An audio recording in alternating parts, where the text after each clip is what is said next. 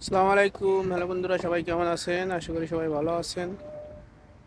দেখুন, এটা হচ্ছে পার্ক, বাহারাইনের একটা পার্কের ভিতরে।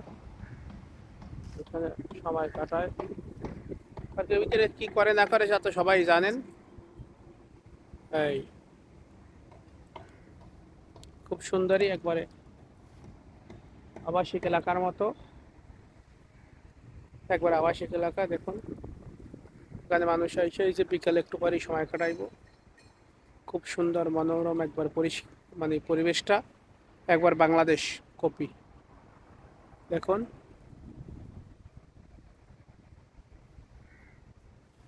এই যে ঘুরে ঘুরে দেখাইলাম চারিদিকে আমি। বাচ্চারা এসে এখানে খেলাধুলো করে। এখানে বাচ্চারা খেলাধুলো করে। এটা হচ্ছে বাহারাইনি।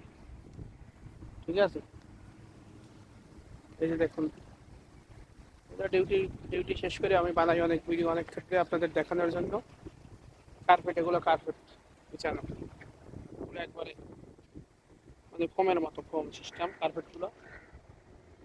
ঢালাই করা, কিন্তু রাবার রাবার রাবার কার্পেট। দেখুন, এগুলো বাচ্চা কাচ্চা খেলাধুলো করলেও জায়গা, এগুলো এখানে স্পোর্টসের মতো দৌড়াদৌড়িও করে, মানে জকিং করে আর কি, এই এক্সারসাইজ আপনার ওয়ার্ক। খুব সুন্দরই কথা বুঝছেন। বাহরাইনে যারা আসছেন আসতে পারেন। বাহরাইনে অনেক জায়গায় এরকম পার্ক আছে বুঝছেন।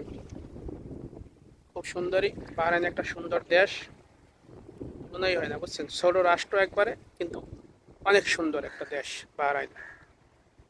রাষ্ট্রটা কিন্তু ছোট, একবারে বাংলাদেশের একটা ডিস্ট্রিক্টের মতো হবে সম্ভবত। উন্নত আমার মনে হয় যে এটা অদূর ভবিষ্যতে সিঙ্গাপুরের উপরে দেবে বাহরাইন।